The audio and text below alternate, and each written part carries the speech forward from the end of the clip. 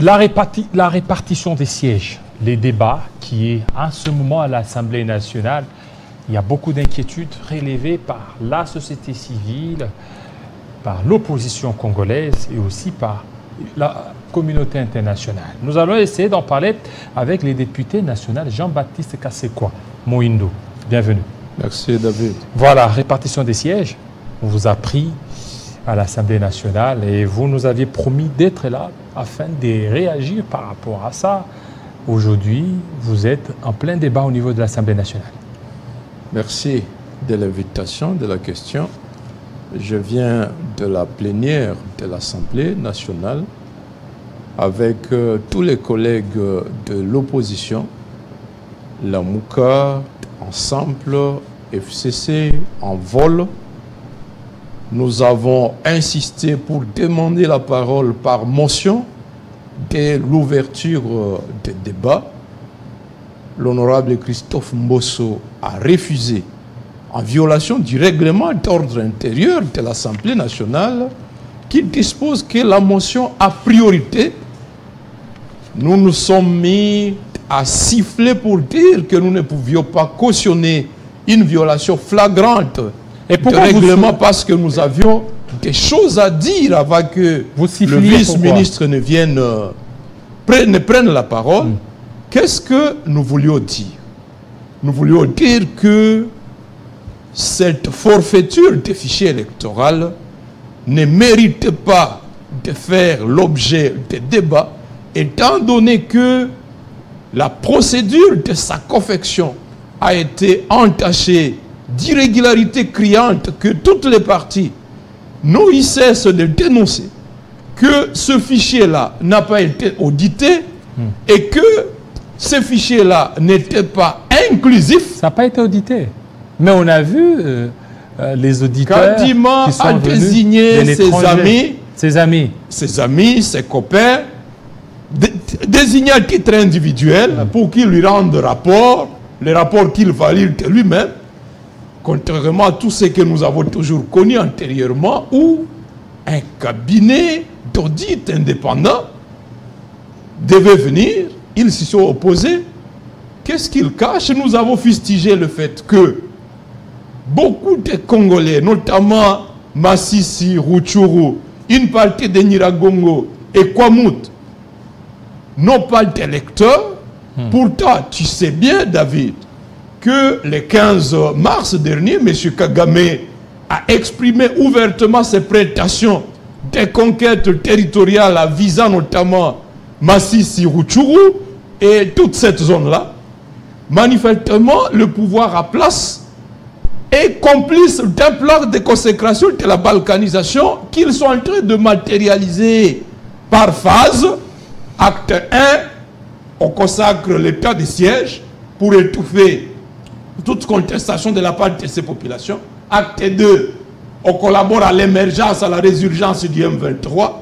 Acte 3, on ne compterait pas les offensives du M23, de cesser l'effet fantoche, permettre au M23 de prendre des entités à Rutshuru et à Massissi, Sakoma. Acte 4, on décrète qu'il n'y aura pas d'enrôlement dans ce territoire. Massissi a 19 groupements. Sur les 19, les M23 n'ont lancé des offensives que dans 3 groupements. 16 groupements sont sous le contrôle des FARDC. Et le gouvernement dit à la CENI, n'enrôlez pas là-bas. À Rutshuru, c'est pareil, il y a des groupements entiers qui sont sous contrôle des FARDC. Pas d'enrôlement. Et donc ces citoyens-là n'ont pas de carte, ils sont tracassés, ils ne peuvent pas se déplacer.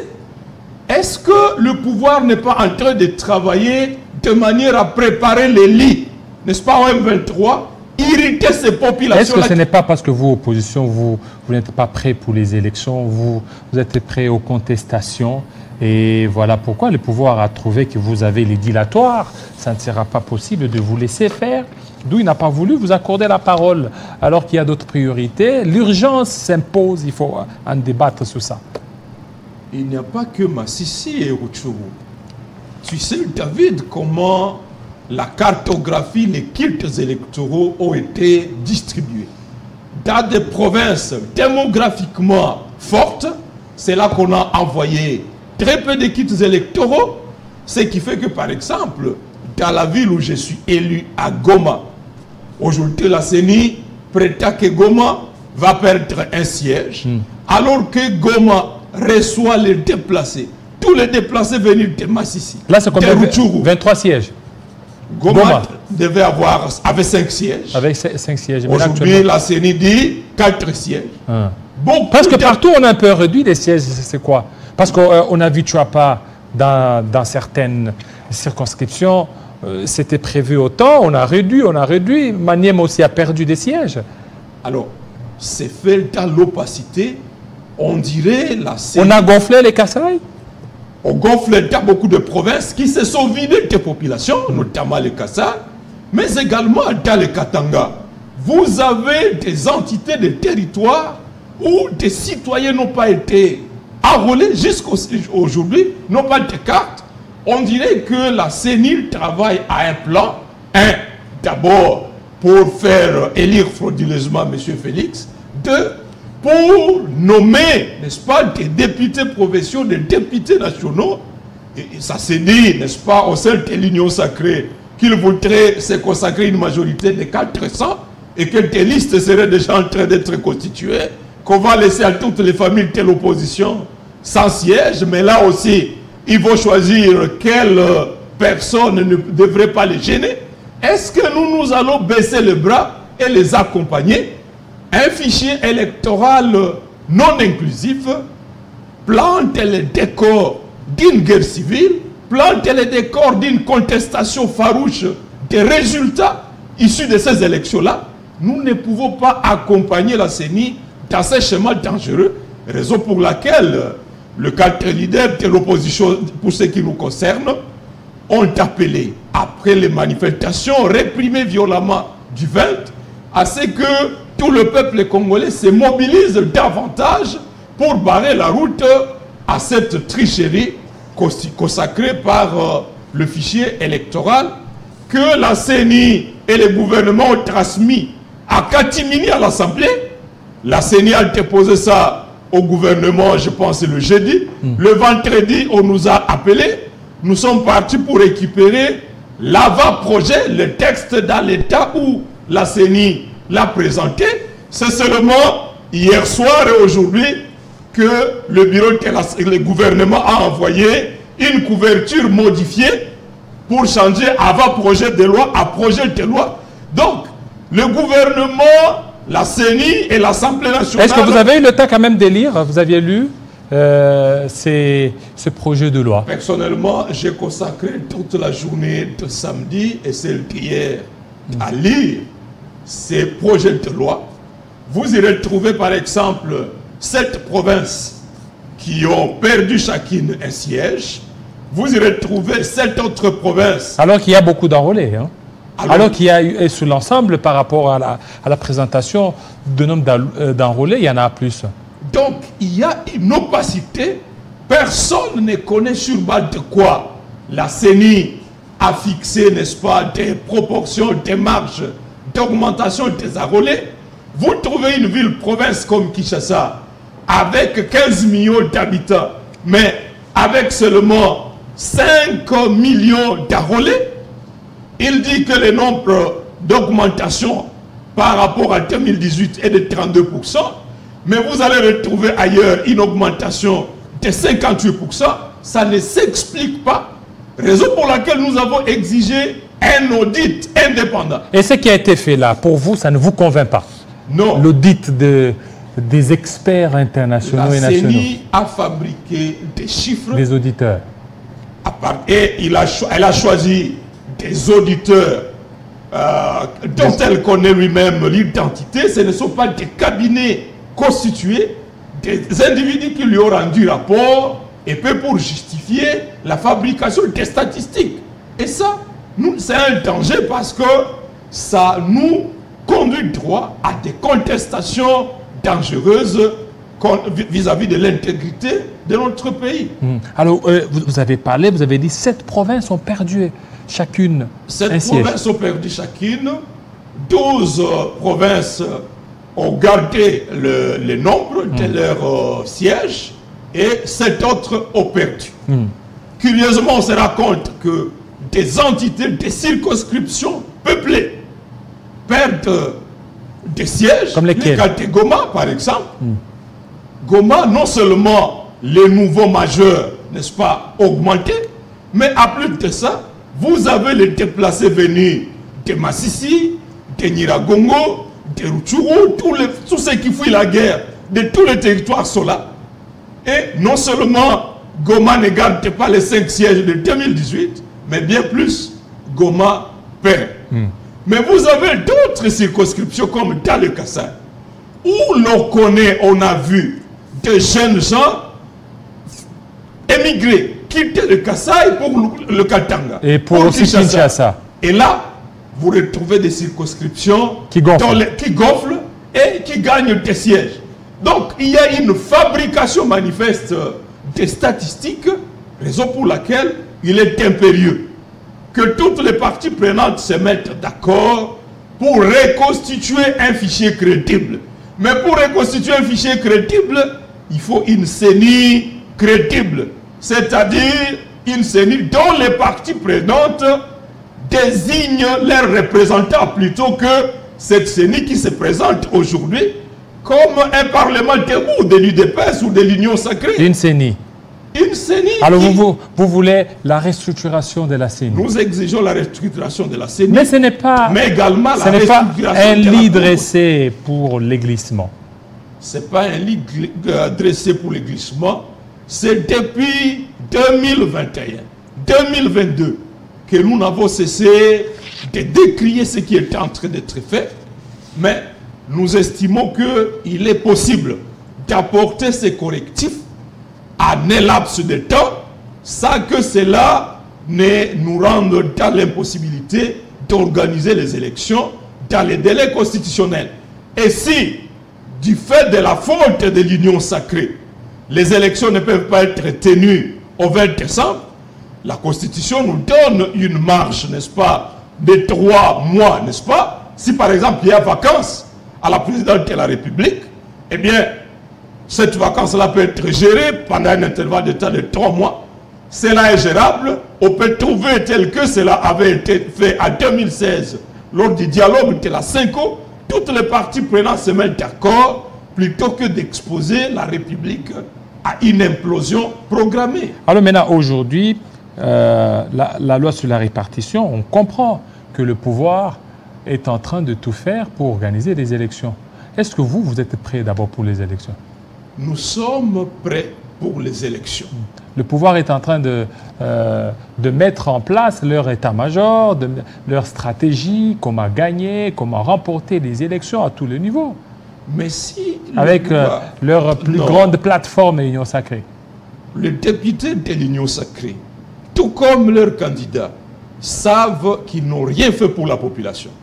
De l'Ituri, du Sud Kivu, du Katanga, de l'Équateur, dans le Bandundu, Congo central, à Kinshasa. S'ils n'avaient pas peur d'être sanctionnés par la population, eh bien, la CENI pouvait accepter l'audit du fichier, pouvait accepter que l'on mette sur pied une CENI qui rassure tout le monde, de sorte que l'on aille à un processus électoral transparent, à l'issue duquel on va gagner. Pour vous, l'audit n'est pas convaincant. Vous n'êtes pas rassuré de l'audit. Il n'y a pas eu d'audit, David. Il n'y a pas eu d'audit. Là, vous insistez, il n'y a pas eu d'audit. Mais c'est clair, il n'y a pas que nous. L'Église catholique, vous avez suivi à Bécho le samedi dernier sur Top Congo.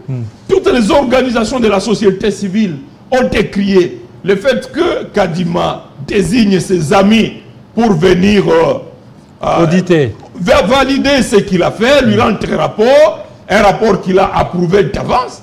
C'est pas ça, nous avons exigé un cabinet indépendant, mais à plus de ça, nous continuons d'exiger que l'on reconstitue les bureaux de la CENI. Alors maintenant, actuellement, vous irez aux élections dans ces climats? Dans tous les cas, nous n'allons pas accompagner un processus non inclusif. Moi qui suis de Goma, par exemple, pour moi, il n'y a pas de Goma sans Massissi. Il n'y a pas de Goma sans Rutshuru. Et à Massissi, il n'y a pas eu d'enrôlé? Massissi n'a pas d'électeurs, Et donc, Mais ils se sont déplacés, non?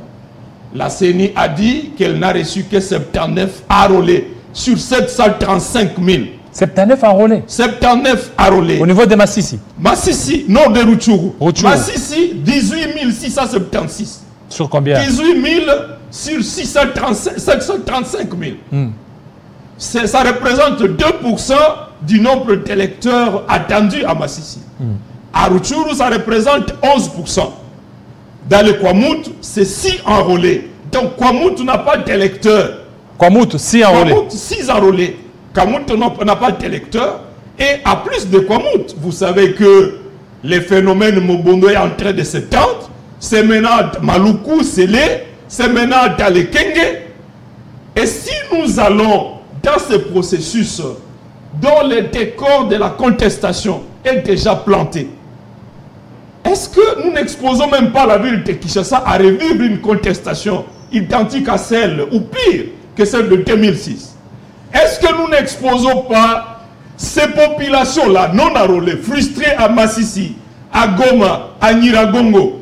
Est-ce que nous ne les exposons pas à des contestations pour empêcher la tenue des élections dans d'autres circonscriptions comme Goma, comme Lubero et autres? Mais pourquoi nous pouvons laisser la CENI planter les décors de la contestation comme ça? Donc, est-ce que j'irai au processus électoral? Personnellement, ça fait matière. Je ne suis pas prêt. Vous n'êtes pas prêt? Accompagner un processus. Donc vous allez boycotter? Dans tous les cas, notre famille politique va se réunir le moment venu avec tous ces organes. Nous avons dit lors du congrès décidé à Kisangani que le boycott ne faisait pas partie de notre vocabulaire, mais que nous n'étions pas prêts à cautionner une parodie électorale, surtout que l'article 64 de la Constitution nous donne le devoir de mettre en échec. Alors maintenant, ça sera comment vous allez laisser, parce qu'on voit les idées, là c'est Martin Fayoulou, on voit le FCC et peut-être Katumbi et les autres. Donc vous allez laisser seul le président être candidat, battre campagne. Vous ne voyez pas que vous êtes en train de tout faire pour qu'il puisse remporter le deuxième mandat? Non. En fait, nous ne sommes pas opposés à ce que, de manière démocratique, n'importe quel Congolais s'engage dans la compétition. Mais nous n'allons pas accepter qu'un groupe d'individus viole l'esprit et la lettre du pacte républicain de Sun City et organise une parodie électorale. L'exposé des motifs de notre pays dit: depuis l'accession de notre pays à l'indépendance, la RDC connaît des crises politiques récurrentes dont la contestation de la légitimité des animateurs et des institutions en est l'une des causes. Et cette contestation a pris un relief particulièrement inquiétant à 98. Aujourd'hui, Félix dresse les lits à ce que cette contestation prenne à nouveau un relief particulièrement inquiétant. Je vous disais tantôt, qu'adviendrait-il si le pouvoir s'entête à matérialiser son schéma de haute trahison? Parce que manifestement, il y a un deal entre le pouvoir à place et nos agresseurs pour jeter ces populations de Massissi, de Rutshuru, entre les mains du M23. Qu'adviendrait-il si, n'est-ce pas, exploitant ces frustrations-là, Goma, Nyiragongo et autres sont empêchés de participer aux élections? Qu'adviendrait-il si la crise de Kwamouth? Et puis, pire, nous voulons aller aux élections pendant qu'on maintient l'Ituri et le Nord Kivu sous état de siège. L'état de siège. Donc là-bas, il n'y aura pas. Donc là, il n'y aura pas élection. Mais Félix n'a pas le droit de décider qui ira aux élections. Oui, mais la loi déjà le dit. C'est-à-dire que lorsqu'il y a l'état des sièges, vous n'allez pas organiser les élections dans un état des sièges qui ne se justifie plus. En fait, à partir du moment où l'enrôlement y a été organisé, à partir du moment où le 25 juin, l'électorat sera convoqué pour que les gens déposent les candidatures, c'est la preuve que l'état des sièges n'a pas sa raison d'être. Mais ce n'est pas seulement ça qui le démontre, c'est depuis longtemps, les autorités de l'état des sièges ne s'engagent aucunement dans des opérations militaires.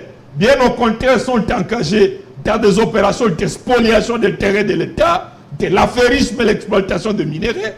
Est-ce que nous allons nous accepter? Nous avons vu comment les autorités militaires provinciales se donnent le luxe d'arrêter des députés provinciaux, d'emprisonner des militants des mouvements citoyens qui ont tenté de critiquer l'état de siège. J'irai à Goma, je vais dire tout haut que les autorités de l'état de siège ont spolié autant de parcelles de l'État. Je vais exiger l'audit des recettes de la province de l'Ituri, du Nord Kivu, et avertir l'ordonnance de... Mais il y a eu la reddition des comptes de la province du Nord Kivu. C'est vraiment insatisfait pour les autorités de cette province. C'est les gouverneurs militaires qui élaborent seuls le budget de la province. Avec 87%, exécute seul. 87% donc des réalisations. Mais donc un taux très élevé. Un taux très élevé. Pour ce qui est de ma province, au Nord Kivu, ce dont le gouverneur militaire a été capable, c'est simplement de distribuer une bouteille de jus et une boîte de biscuits aux déplacés qui ont fui, qui ont refusé de cohabiter avec les M23 et qui sont en train de mourir de fait dans le cas de Kanyagoutinia. L'état de siège se prévaut d'avoir maximisé les recettes. Il n'y a pas d'infrastructure à construction. Il n'y a même pas la possibilité d'acheter des produits pharmaceutiques à faveur de ces populations propriétaires de ces recettes. Et donc, il attend aux élections sous état de siège où l'ordonnance de M. Félix autorise aux autorités militaires provinciales d'interdire les séjours dans une partie de la province ou sur toute l'étendue de province à toute personne dont les autorités vont estimer que sa présence est une menace à l'ordre public. Donc, ils vont accepter que moi j'aille battre campagne, mais en même temps, un matin, une autorité militaire athée au gouverneur décide que moi je n'ai pas le droit d'être présent. Est-ce que sous l'état de siège, on va autoriser, si déjà Katumbi n'a pas été autorisé d'aller au Congo central, Matata interdit d'activité à Kikwit, qu'adviendrait-il si demain Martin Fayoulou descend à Beni, descend, n'est-ce pas, à Bounia pour battre campagne, ou je ne sais pas, Chantari, tout autre candidat de l'opposition? Et au nom de l'état de siège, ce sera une excuse pour dire non, nous sommes sous le régime d'état de siège, les libertés sont interdites, donc ici vous ne battez pas campagne. Là, il n'y aura pas de campagne parce que c'est sous état de siège. Et donc, l'état de siège était un complot. Je vous ai dit, acte 1, il fallait museler les assemblées provinciales, les exécutifs provinciaux, les mettre de côté, les organisations de la société civile pour ne pas dénoncer les schémas de la complicité, n'est-ce pas, avec l'ennemi, qui manifestement, n'est-ce pas, est en train de se concrétiser. Acte 2, sous l'état de siège, 6 mois après, résurgence du M23. Acte 3, on décrète de cesser le feu imposé au CLFATC et on laisse les M23 prendre le contrôle des entités Sakoma. Acte 4, on passe à l'arrôlement où ils tournent, non, ces entités-là, Rutshuru, Massissi, sont exclus. Acte 4, on dit, ce territoire-là n'ont pas d'électeurs, pas de candidats qui vont déposer d'ici le 25 juin, et par conséquent, à l'issue des élections du 20 décembre, il n'y a pas d'institution provinciale, il n'y a pas de désignation des sénateurs, des gouverneurs, il n'y a pas de représentants de ces entités-là dans les institutions. Bref, est-ce qu'on veut contraindre ces populations-là à consommer le fait accompli de la balkanisation? Ça, nous ne pouvons pas laisser M. Félix continuer avec ces jeux, raison pour laquelle, sur pied de l'article 64, nous allons continuer les mobilisations et malheur à celui-là. Mais vous allez vous essouffler, hein? Vous allez vous essouffler parce que les mobilisations avec des circonstances actuelles risquent d'être un fiasco. Un sage a dit, celui qui rend la révolution non violente impossible, il plante les décors d'une révolution violente. Et vous serez en meeting le 17 juin. Donc nous sommes en train de nous mobiliser. Les leaders viennent de signer un communiqué et à l'issue de ce communiqué, nos secrétaires généraux vont se réunir et vont confirmer la date des activités qui vont suivre, y compris ces meetings. Voilà, les meetings. Alors, pour terminer, la situation sécuritaire dans votre fief? Alors, la ça a évolué. Le Conseil des ministres du vendredi dernier a lui-même annoncé le fait que les M23 déploient des renforts autour de Goma et que la cible, c'est l'attaque de Goma. Mais il faut poser la question, le gouvernement va-t-il, même le gouverneur militaire, se contenter à dénoncer le fait que l'EAC ne fait rien? Donc, on dirait que nous sommes simplement en phase d'un gouvernement qui n'a pour rôle que de pleurnicher. Donc, la situation sécuritaire est catastrophique. À Oicha, c'est au quotidien que des corps sont ramenés à la morgue de l'hôpital. Les gens sont massacrés dans un silence absolu. Dans tous les groupements autour de Beni, dans les Bachou, c'est pareil. Ça parlait de ce qui se passe à Irumu. C'est un mouroir. Et on évolue comme si rien n'était. Sans oublier, comme je l'ai dit, ce qui se passe dans les Maïndomé, spécialement à Kwamout, et la menace qui avance, Kinshasa n'est plus à l'abri. Et donc, nous devons nous asseoir. Ce pays nous appartient à tous. Voilà. Nous devons nous asseoir et dire, est-ce que nous pouvons remettre les compteurs à zéro? Parce que l'Union sacrée peut penser que par la faute, il va valider son ticket au 20 décembre, mais placer les conditions de l'impossibilité d'exercer ce pouvoir-là, ça va voler en éclats. On va compter des victimes, des morts, certains vont fuir le pays. Nous n'avons aucun intérêt d'en arriver là. Nous avons encore la possibilité que des pères spirituels, des chefs d'église appellent les uns les autres à la raison, qu'on se mette autour d'une table, qu'on refonde un fichier crédible et que pour y arriver, on reconstitue, n'est-ce pas, la cohésion nationale qui va nous permettre de faire la guerre contre nos agresseurs. Merci. Dans un état d'unité. Merci. Avec une CENI restructurée, une cour constitutionnelle restructurée, nous pouvons rapidement aller aux élections apaisées, inclusives et crédibles. Merci beaucoup, Jean-Baptiste Kassekwa, pour votre intervention. Tout de suite, nous allons recevoir un autre jeune, celui-là, pour parler toujours de la répartition de sièges.